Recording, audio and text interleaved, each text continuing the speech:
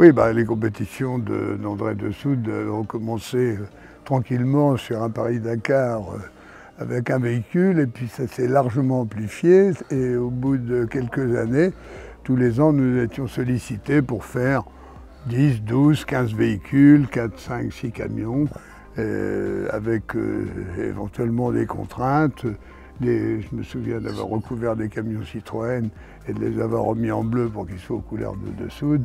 Enfin, quelques événements dont on a fini tardivement le soir. À l'époque, c'était une autre période et les journées n'avaient des fois pas de fin. Et chaque voiture était un client et avait son sponsor. Donc il n'y avait pas de voiture identique. Ah oui, non, c'était une époque, oui, à l'époque client, là, tout le monde avait ses sponsors différents, etc. etc.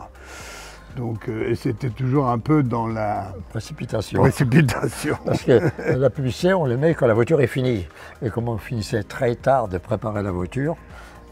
Et puis les souvenirs des grands podiums du départ du Dakar, parce qu'effectivement le Dakar à l'époque était un vrai Dakar qui partait en Afrique et qui traversait la France.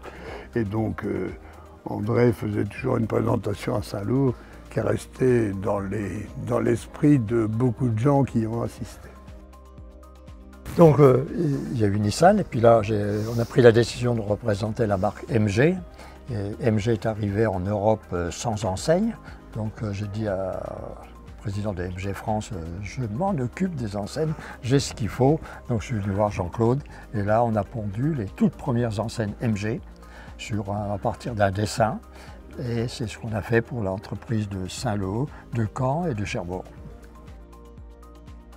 La couleur du bâtiment a changé, on est passé en gris anthracite, donc il a fallu refaire toute la pub sur tout le bâtiment. Donc avec Jean-Claude encore, on a refait le tour des bâtiments, on est en train d'en faire entre quelques enseignes encore, et j'ai le même cas à Cherbourg et à Caen, on va faire encore le tour des bâtiments pour voir si on ne peut pas améliorer encore en communication. Donc pour en finir sur les projets, évidemment comme André Dessoude est un jeune chef d'entreprise, il a encore de nombreux projets dans sa sacoche.